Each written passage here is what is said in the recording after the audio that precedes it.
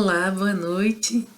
Bem-vindo ao nosso terceiro e último encontro do curso Como Transformar a Sua Dor em Amor. Eu disse lá no primeiro dia que esse curso ele era um caminho. Na verdade, nós poderíamos chamá-lo de percurso. É um caminho onde nós vamos aprendendo a transformar todas as situações de sofrimento, e todos os homens sofrem, e nós sofremos todos os dias, dar sentido a esse sofrimento e transformá-lo em amor.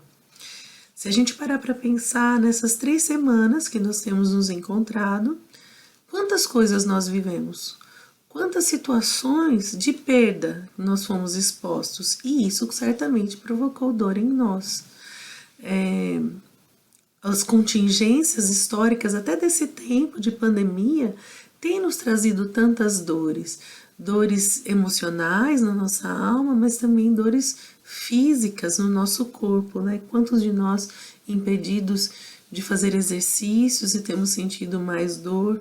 Quantos de nós impedidos de velar os nossos entes queridos e por isso dores na esfera emocional?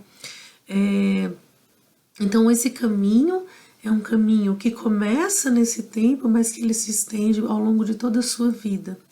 Porque o sofrimento em si, ele não é ruim. Ruim é a forma como nós podemos lidar com ele na medida em que ele aparece a nós. Nós vimos lá no início que existia um plano original de amor, só amor, o sumo bem que é Deus, criou um ambiente propício para o homem, além de dar tudo aquilo que era necessário para esse homem, deu a ele a imortalidade, a impecabilidade e a impassibilidade. O homem desobedece a Deus, opta por não bem, e aí, desta forma, o mal entra no mundo e provoca grandes estragos e uma grande desordem na ordem da criação. A partir desse pecado original, nós temos então a dimensão do pecado, a perda da imortalidade, da impecabilidade, da impassibilidade. A consequência imediata do pecado é o rompimento com Deus, e essa é certamente a fonte de maior tristeza e sofrimento e, consequentemente, dor nas nossas vidas. Nós vimos que todos os homens pecaram. Pensar e jogar somente a culpa em Adão e Eva é um grande equívoco.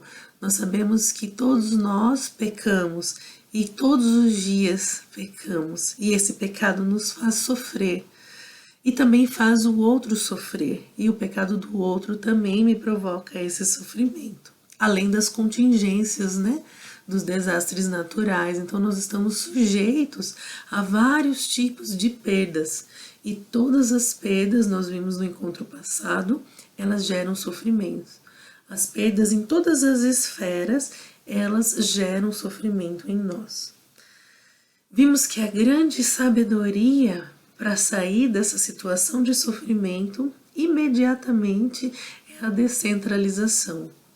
Quando eu deixo de girar a minha vida ao redor de mim mesma, quando deixo de me retroalimentar do meu próprio sofrimento, da minha autocomiseração, eu vou então em direção ao outro, ao grande outro que é Deus, mas também aos outros que são os meus irmãos.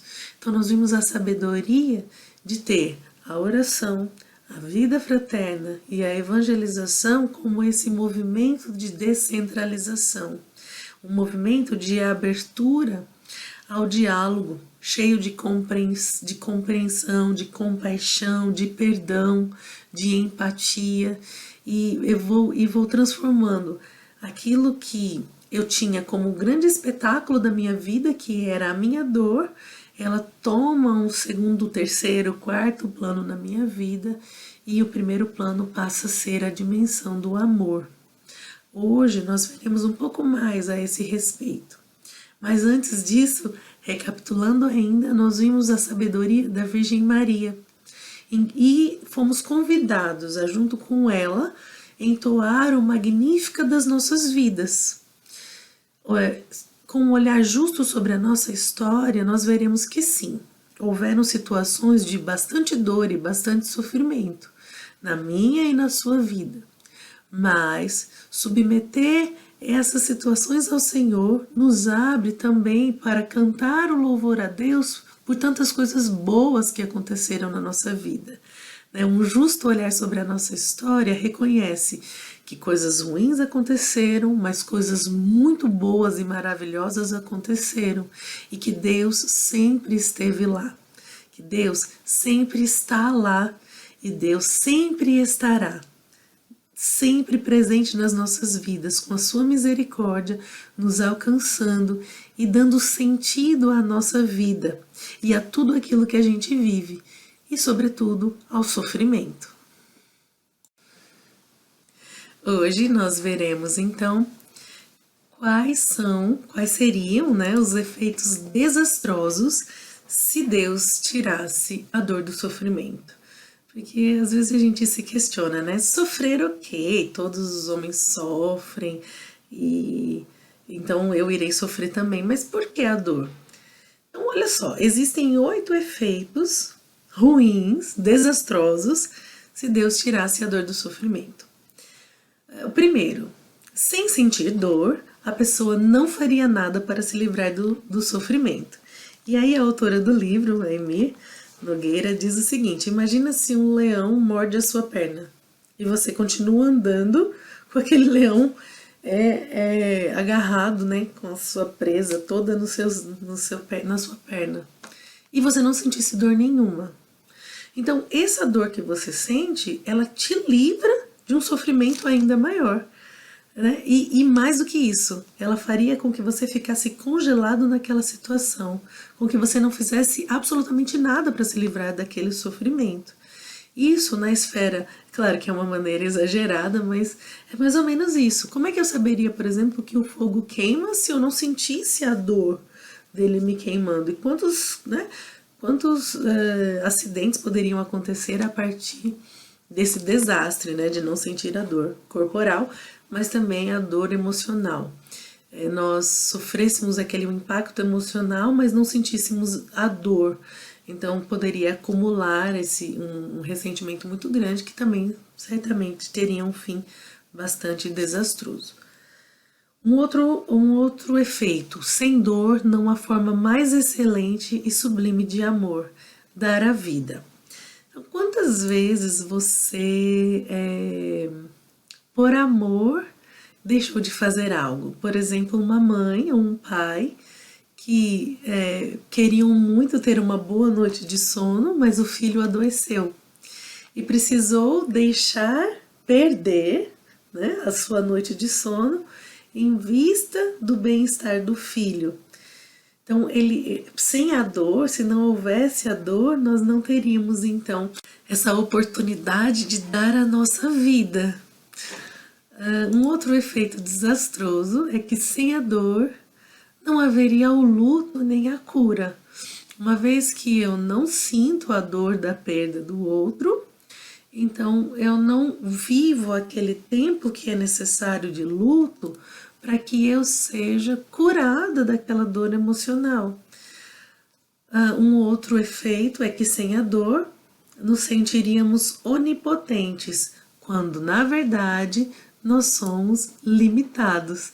Então nós poderíamos fazer todos os tipos de peripécias achando que nada aconteceria, Um outro exemplo também que a autora dá é: nós saltaríamos de avião sem paraquedas, sem nenhum equipamento, achando que nada de mal nos aconteceria, porque, afinal de contas, não sentiríamos nenhuma dor, o que é um grande engano. Sem a dor, não haveria também a gratidão. Nós seríamos incapazes de ser gratos. Quem de nós consegue ser grato estando completamente saudável, achando que temos tudo e que não nos falta nada? Como é que nós seríamos gratos, Então a dor, ela nos provoca esse movimento, Pela dor nós sabemos que estamos sofrendo, e por isso, quando somos socorridos naquela dor, nós temos a capacidade de sermos profundamente gratos àqueles que nos socorreram e, de modo particular, né, a Deus, que nos socorre sempre, a todo instante. Sem a dor, nós não seríamos capazes de nos arrepender com contrição. Então, quando nós pecamos, nós nos afastamos de Deus de modo voluntário, né? A alma que peca, quando peca, odeia Deus.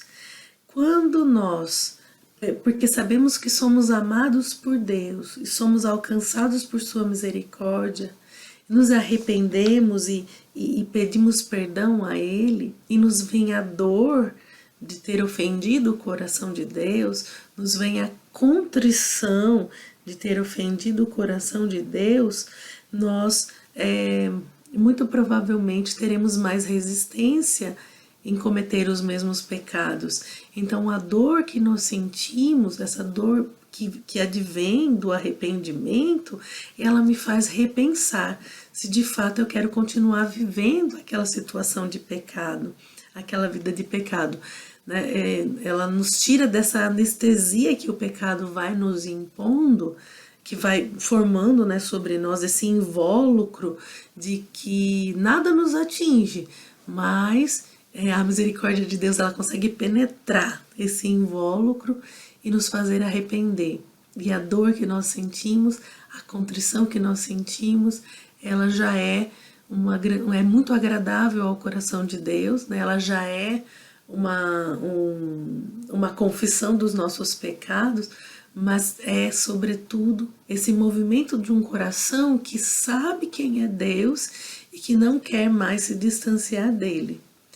Sem a dor, nós também não sentiríamos a necessidade da salvação. E seria realmente desastroso na nossa vida se nós não reconhecêssemos nela que somos necessitados da salvação que Jesus veio nos trazer. Se nós de fato não assumíssemos a salvação nas nossas vidas, a necessidade da salvação, nós cairíamos no chamado sofrimento definitivo, e seria a morte eterna, ou seja, desastroso para nós. A dor é também a excelente oportunidade para o nosso amadurecimento. A saída de si nos amadurece, amar nos amadurece, né?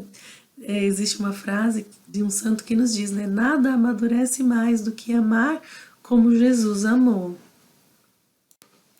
E até mesmo a ciência, né, a psicologia, ela vem nos dizer muito a respeito disso, o quanto diante de grandes desafios e sentimentos de dor nós amadurecemos, o quanto a humanidade amadureceu diante de sofrimentos, nós tivemos que buscar saídas criativas, o quanto nesse tempo de pandemia nós temos amadurecido, né? É um sofrimento que ela provoca? É um sofrimento, mas quantas pessoas se reinventando, quantas pessoas descobrindo novos talentos, quantas pessoas rearranjando as relações dentro das suas casas, reorganizando a vida familiar, quantas curas nós temos por meio desses movimentos e quanta maturidade Deus nos traz. Certamente Papa Francisco, ele disse naquela bênção Urbi et Orbi que ele deu sobre toda a humanidade, ele diz, nós não sairemos os mesmos desta pandemia. E isso é fato, nós não sairemos os mesmos. Agora, o que nós sairemos é nossa responsabilidade. Nós podemos sair pessoas melhores, mais maduras, ou infelizmente podemos sair muito piores do que entramos nela. Então aproveitemos, né, esses tempos e esse sofrimento que nós temos sentido, não para fugir dele, não ter esse curso e a nossa vida como aquela propaganda do Doril, né? Tomou Doril, a dor sumiu. Não. Nós, como cristãos, somos chamados a dar um sentido ao nosso sofrimento.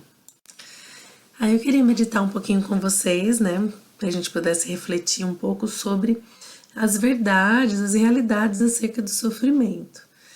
A primeira é a de que o sofrimento não é maior do que nós. Então nós temos essa tendência de achar que aquele sofrimento é tão grande Até eu lembro que eu tinha uma amiga que ela dizia assim: ah, eu sofro tanto que parece que eu consigo pegar a minha dor na mão, de tanto sofrimento, de tão palpável, de tão concreto que aquele sofrimento se apresenta, né?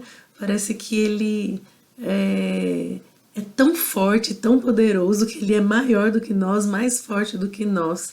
Ah, mas isso não é uma verdade. Nós somos muito maiores do que o sofrimento. Na verdade, o sofrimento ele é só não, né? Mas ele é parte da nossa existência.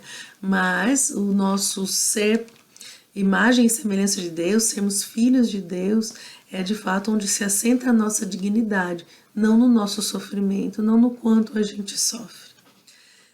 Um outro aspecto é que Deus não criou o sofrimento nem a dor.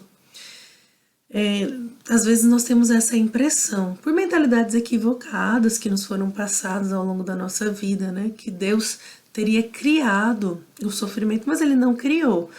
O sofrimento ele é uma consequência de perda e nós perdemos aquilo que era o nosso, entre aspas, direito na medida em que Deus nos criou para a imortalidade, a impecabilidade, a impassibilidade. Então essa perda ela provoca o sofrimento. Então foi uma decisão do homem, na adesão do pecado, que trouxe ao mundo essa dimensão de sofrimento e de dor. Uma outra verdade é que o sofrimento e a dor não são um castigo de Deus. Também uma outra mentalidade equivocada, muitas vezes pela nossa má educação. Deus castiga. Quantos de nós ouvimos isso quando éramos crianças, né? Não faça isso errado porque Deus castiga. E aí a gente vai crescendo, mas ainda lá no fundo, talvez até no nosso inconsciente, fica essa questão de que quando eu peco, e nós pecamos sempre, Deus então nos castiga, nos mandando os grandes sofrimentos nas nossas vidas. Isso é um grande engano. Deus não manda castigo para ninguém, Deus não castiga ninguém, Deus é amor.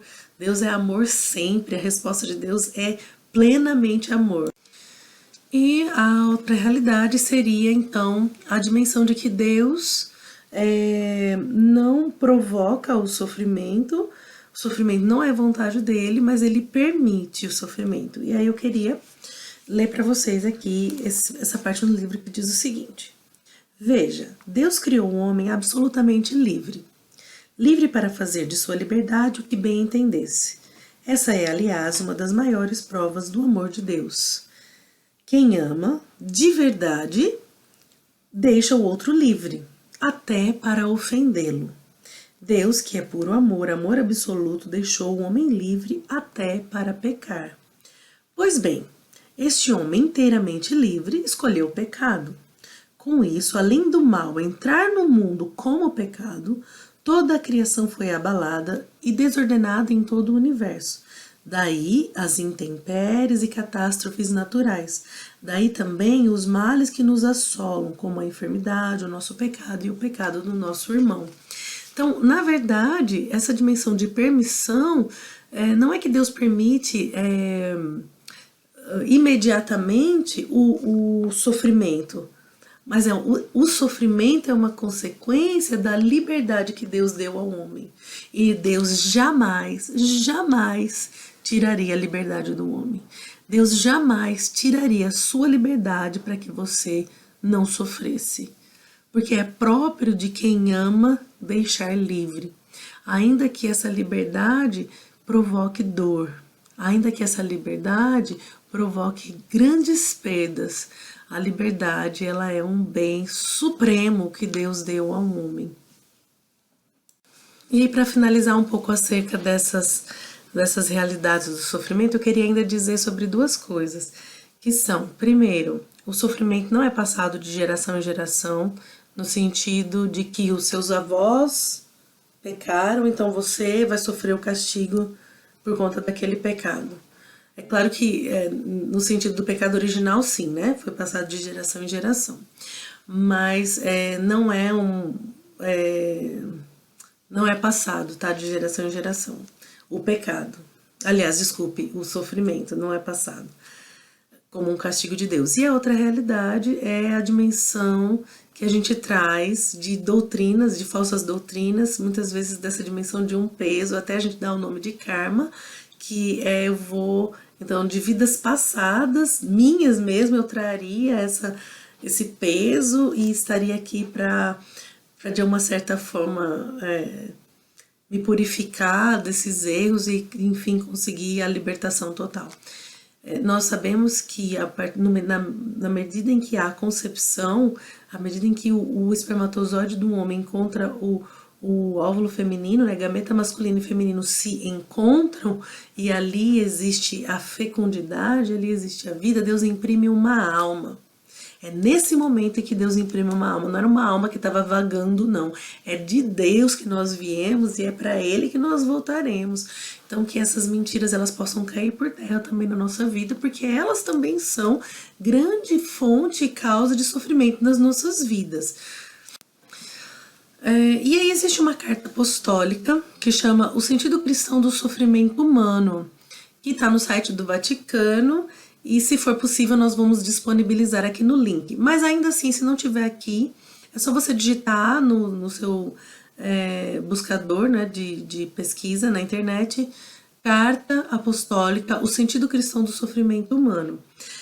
E aí vai explicar, São João Paulo II vai explicar por que Cristo sofreu. Então, na parte 4, né, fala do Cristo sofredor, e ele diz assim, no parágrafo 18.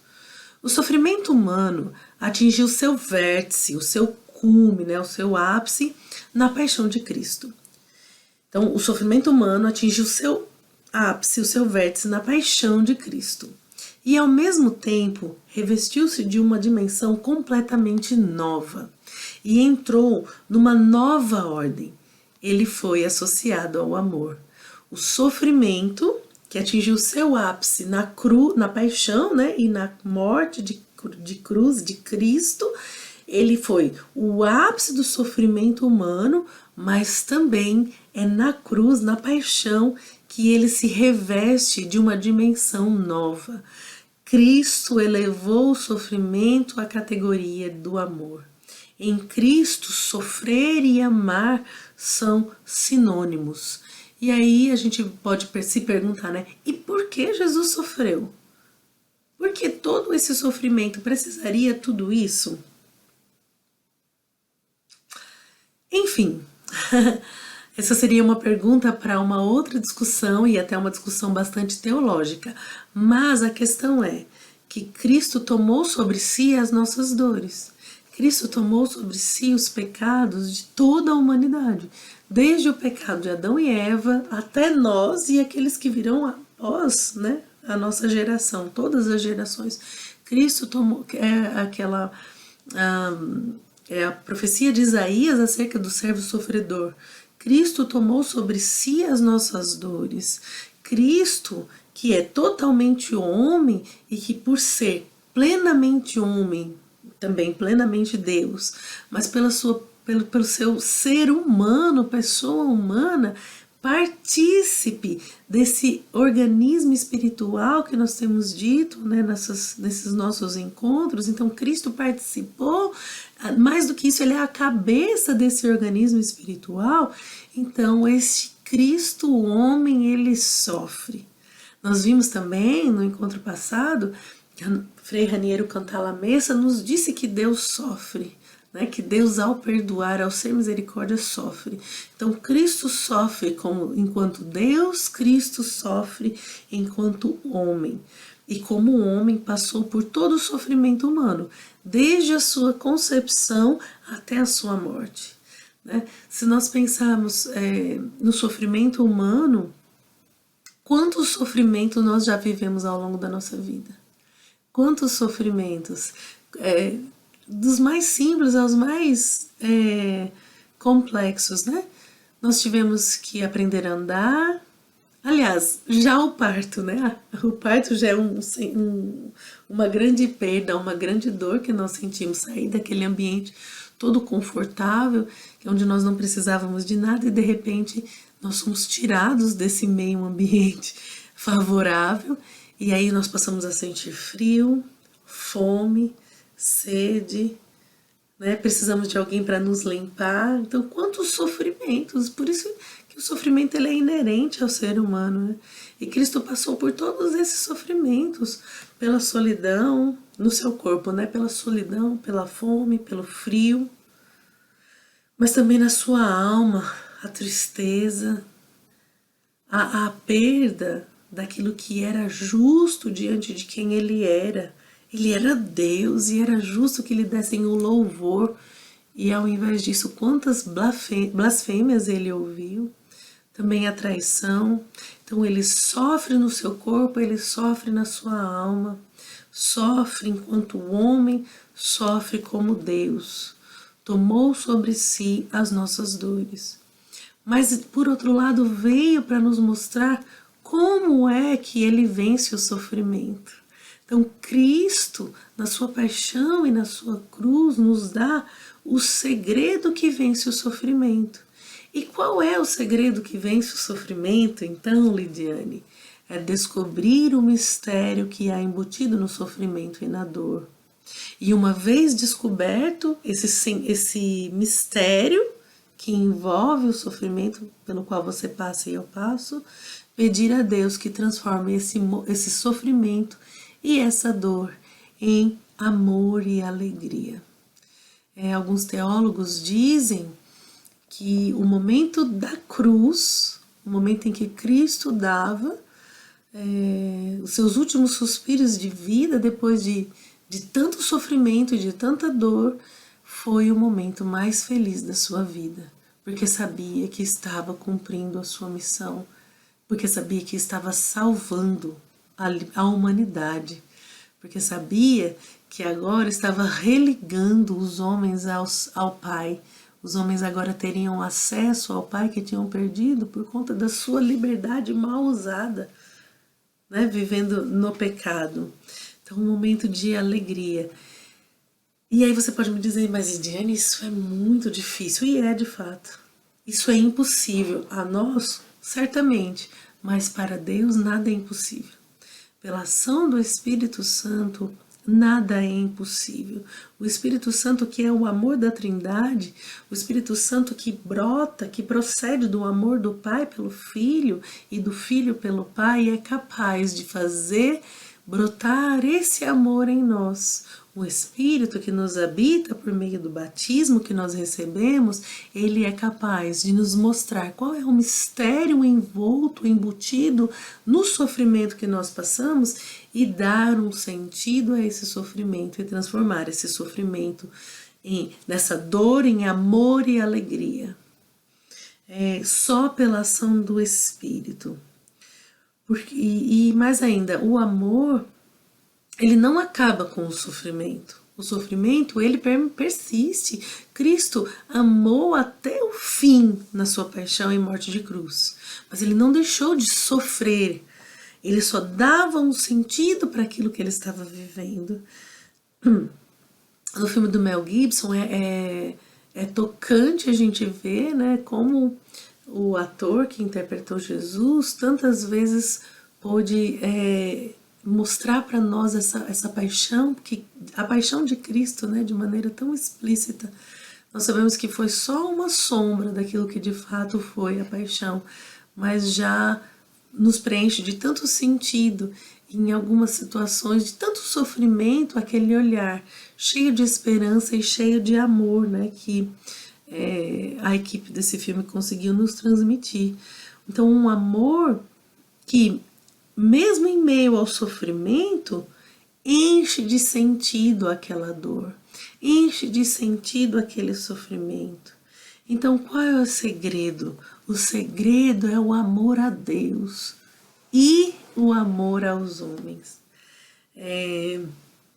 Enquanto eu estava preparando esse momento para vocês e rezando, eu me lembrava de Santa Teresa de Calcutá, Santa Madre Teresa de Calcutá, que no final da sua vida, também uma vida bastante sofrida, uma vida muito pobre, né, junto ao povo indiano, e ela, no final da sua vida, diz que ela entendeu que tudo era entre ela e Deus. Se nós soubéssemos aproveitar essa grande sabedoria, certamente muito da nossa dor não nos paralisaria, mas nos faria transbordar em amor. Se eu entendo que o bem que eu faço a todos os homens, eu faço a Deus. Se eu entendo que eu fui criada por Deus como um dom, e na medida em que eu me faço dom, eu me realizo enquanto pessoa. Então, Deus me criou para ser um dom. Quando eu não sou dom, quando eu me retenho, eu perco a minha vida. Agora, quando eu me faço dom, quando eu me faço aquilo que eu sou, fui criada para ser, eu ganho a minha vida. E aí a gente vai dando sentido nas coisas mais cotidianas. No todos os dias, eu tenho feito essa experiência, eu acredito que muitas de vocês, especialmente as mulheres, né, de modo particular, têm feito essa experiência nesse tempo de quarentena. Todos os dias viver aquela rotina. Levantar, arrumar a casa, arrumar a comida, lavar a louça. E aquele serviço que não tem fim, né? O serviço de casa não tem fim, ele é constante o tempo todo.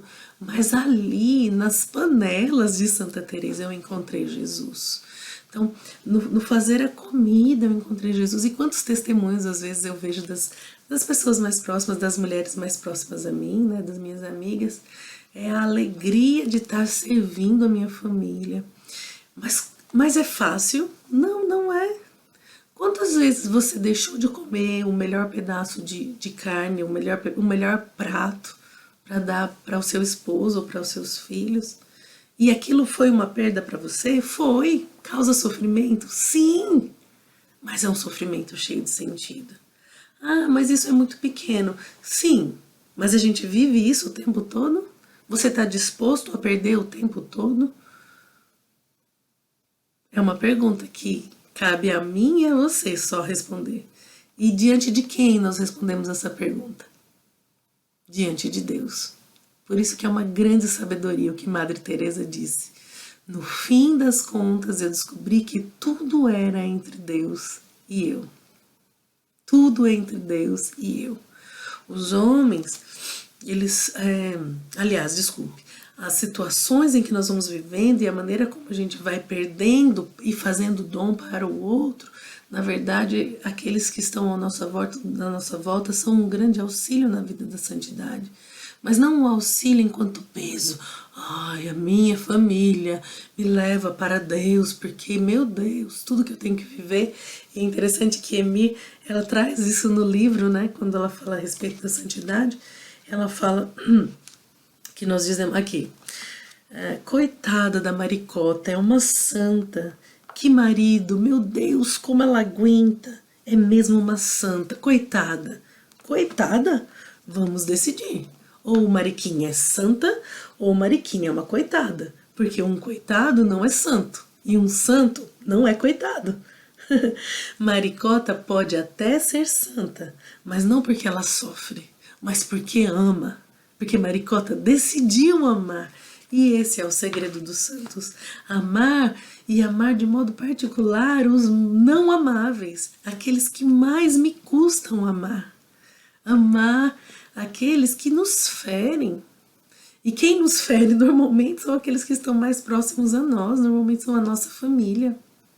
Então, amar aqueles que estão ali nos ferindo, mas nós escolhemos amar. Não escolhemos sofrer. O sofrer é uma consequência do pecado. Nós já vimos isso. Mas escolher, diante do sofrimento, ser uma resposta de amor. Ser dom. E aí, na medida em que eu sou dom, eu realizo aquilo que eu fui criada para ser. Ah, Lidiane, então quer dizer que para ser santo tem que sofrer. Então eu não quero ser santo. E aí eu lhe faço uma pergunta, meu irmão, minha irmã. Você vai parar de sofrer por causa disso? Ah, ok. Você decide. Se ser santo tem que sofrer, então eu não quero ser santo porque eu não quero sofrer. Isso vai mudar alguma coisa em relação ao que você sofre? Pelo contrário. Além de você continuar sofrendo, você ainda vai ter muito desconforto com a sua dor, que não foi transformada em amor. Essa dor que lhe faz ficar remoendo, vivendo aquela vida de vitimização, de autocomiseração. Então, no abraçar, na acolhida do sofrimento, eu encontro sentido. Na renúncia de si, onde eu perco, e de fato eu perco, e porque perco, sofro, e desse sofrimento tem a dor. E aí eu queria, desde o primeiro dia, eu tenho nos acompanhado um santo que o tempo todo eu estou me lembrando dele, mas eu estava guardando para esse momento falar sobre ele. Certamente ele intercede por nós nesse caminho, tem intercedido ao longo dessas 3 semanas e continuará a interceder por nós, que é São Maximiliano Kolbe. Talvez você já conheça um pouco sobre a vida dele. São Maximiliano Kolbe, ele morreu em um campo de concentração. Ele era descendente judeu e diante do nazismo ele foi preso e estava num campo de concentração. E todas as vezes em que neste campo alguém tentava fugir ou fugia, tinha como consequência uma represália, né, contra os outros presos. E aí eles escolhiam aleatoriamente uma quantidade de presos e eles colocavam essas pessoas em um quarto isolado pequeno, nus, e não davam a eles nem comida nem bebida. E eles morriam ou de sede, ou de fome, ou de desespero. E em uma dessas situações de fuga, a pessoa conseguiu de fato fugir, foram escolhidos 10 prisioneiros, e dentre estes um pai de família. E esse pai de família começou a chorar, a gritar, porque ele tinha esperança de ver a sua família. E padre Maximiliano Kolbe, São Maximiliano Kolbe, é muito comovido com aquela cena, se ofereceu para substituir um homem. E aí as pessoas que sobreviveram a esse evento vão narrando um pouco sobre como foi passar por aquela situação. Primeiro, eles dizem que foi tudo atípico. Primeiro, que alguém que tentasse se manifestar diante desse momento, diante da autoridade, provavelmente seria executada. E isso não aconteceu. A pessoa, o comandante, ouviu São Maximiliano e mais do que isso, não só escutou, né, como ouviu e obedeceu a ordem de São Maximiliano, né? Se a gente for pensar, São Maximiliano disse, não, eu quero morrer no lugar dele. E o comandante poderia ter dito, não, fica na sua, poderia ter matado ele logo ali, mas poderia dizer, não, quem manda aqui sou eu, mas não, ele resolveu acatar o pedido de São Maximiliano Kolbe. E também conta-se que foram os presos que mais resistiram, que mais demoraram a morrer e que ouviram muitas orações. O tempo todo era como se aquele quarto tivesse se tornado uma grande vigília a Deus. São Maximiliano trouxe a esperança para aqueles homens. E a partir desse dia, ninguém mais morreu de fome ou de sede nesse campo de concentração. Então, assim, um homem que dá a vida, que sofre, mas sofre por amor, dá sentido àquele sofrimento e, como é próprio da vida dos santos, é capaz de transformar aquele ambiente pelo seu gesto de amor. O amor transforma. O amor é quem transforma e transforma todas as realidades. Se a gente pensar também em São Francisco de Assis, existe um lugar em Assis que hoje é um lugar belíssimo, mas que no tempo dele era um lugar horrível. Mas é ali onde ele pediu para ser enterrado e por isso, pela presença do seu corpo, se tornou um lugar maravilhoso. Se a gente pensar também nas aparições de Lourdes, Massabielle era um lugar horrível da cidade de Lourdes, fedia, lixo hospitalar era despejado naquele lugar e hoje é um lugar de curas e tantas curas ao longo da história dessa fonte que Nossa Senhora está ali abençoando o seu povo e livrando de tantos males. Então, como é próprio do amor, como é próprio daqueles que se decidem amar no limite da sua humanidade e esse amor que transforma as realidades e que transforma o feio em belo, que é capaz de fazer com que aquilo que seja desarmônico, harmônico. E nas nossas vidas é a mesma, deve ser essa mesma dinâmica. Você olhar para a sua história e naqueles momentos mais sombrios e mais doloridos, reconhecer que existe uma beleza, que Deus estava lá. E por isso é possível dar um novo sentido. Ainda que o sofrimento seja tão intenso e que até hoje você sofra as consequências daquilo que você viveu, talvez uma grande injustiça que você tenha vivido, é possível encontrar o perdão.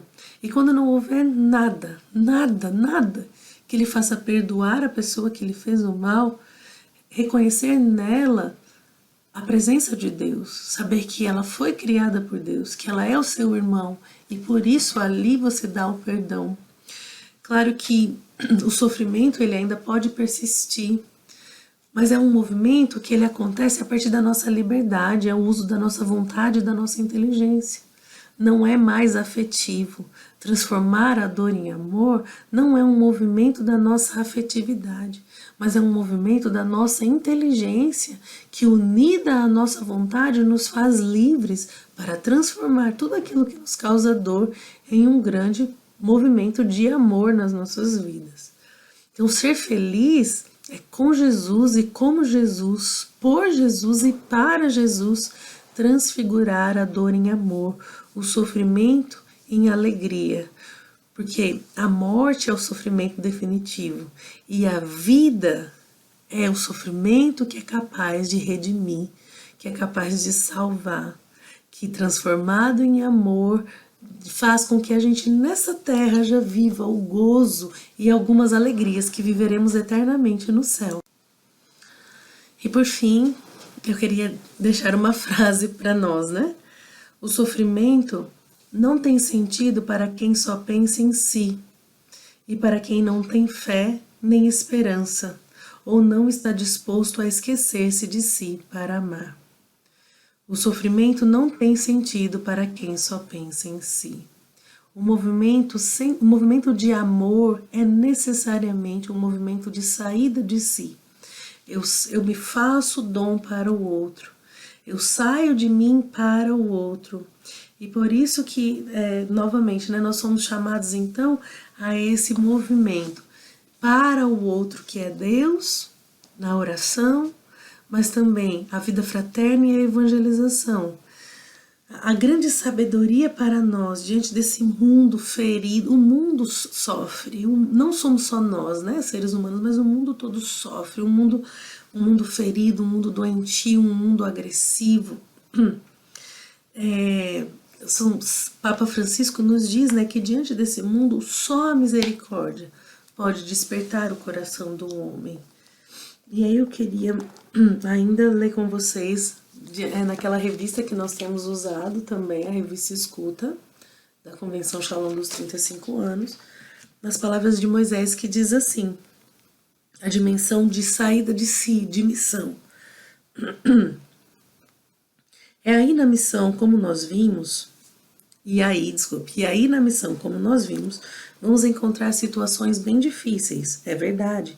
Vamos encontrar jovens em situações tão dolorosas, é verdade. Vamos encontrar famílias feridas, divididas, é verdade. Vamos encontrar pessoas em situação de pobreza espiritual, porque não existe uma pobreza maior do que essa, o desconhecimento de Cristo, que gera tantas consequências destruidoras na vida do homem e na vida do mundo. Vamos encontrar pessoas escravas na pobreza moral. Vamos encontrar pessoas na pobreza material, excluídas da sociedade. Sim, vamos encontrar situações difíceis em que vamos parecer ficar mudos, mas lembremos-nos de uma frase de Santa Faustina que eu gostaria de citar para vocês. Diz Santa Faustina: ainda que a alma esteja em decomposição como um cadáver, e ainda que humanamente não haja possibilidade de restauração, e tudo já esteja perdido, Deus não vê as coisas desta maneira. O milagre da misericórdia de Deus fará ressurgir aquela alma para uma vida plena. E ele conclui: Deus não vê as coisas como às vezes nós as vemos. Deus é bom. Deus é bom o tempo todo. Por isso nós somos chamados também, uma vez vivendo essa dinâmica de transformar a dor em amor, também levar a humanidade a reconhecer que Deus é amor, a reconhecer que Deus é a misericórdia. Uma vez misericordiados, possamos nós também misericordiar. E na medida em que vamos misericordiando, Deus vai nos curando, Deus vai dando sentido às nossas vidas. E aí, para concluir definitivamente, queria terminar com essa palavra de Romanos 8:18, que é uma palavra cheia de esperança para nós, em que São Paulo diz assim: penso com efeito que os sofrimentos do tempo presente não têm proporção com a glória que deverá revelar-se em nós, pois a criação, em expectativa, anseia pela revelação dos filhos de Deus. Então, eu queria terminar com esse versículo que nos dá grande esperança, né? Que nos enche de sentido. Penso com efeito que os sofrimentos do tempo presente não têm proporção com a glória que deverá revelar-se em nós, com aquilo que Deus deverá fazer em nós e que já faz nas nossas vidas, né? Os sofrimentos que a gente vai vivendo e que Deus vai tocando com a ação do Espírito e transformando a dor em amor, eles são para nós incomparáveis ao sofrimento, à dor que o sofrimento nos causa, né? As alegrias que Deus nos dá por meio desse sentido novo que nós lançamos sobre o sofrimento e a dor, eles são infinitamente maiores do que a própria dor em si. Então, olhemos para o céu, como dizia Santa Teresa desde pequena para os seus irmãos, para o céu, que o nosso olhar esteja fixo nas coisas que não passam, porque tudo aqui vai passar, só a caridade não. Que a Virgem Maria e também todos os santos que nós fomos fazendo memória aqui, de modo particular São Maximiliano Kolbe, possa nos acompanhar neste caminho, neste percurso de transformar toda a dor em amor, porque eu acredito que você, como eu, possa um dia ser grande testemunha desses feitos de Deus na sua vida e poder todos os dias cantar os louvores de Deus na sua história. Deus abençoe. Teremos em breve novos cursos que você possa acompanhar as nossas redes sociais. Teremos na próxima semana o curso És Precioso, que também é dentro daquilo que nós chamamos caminho do amores, de ordenar a vida para o amor. Ele ainda casa muito com a mentalidade do nosso curso, como transformar a dor em amor, e você é convidado a participar conosco desse momento. Espero que possamos nos ver em breve e conto também com as suas orações. Deus abençoe. Shalom.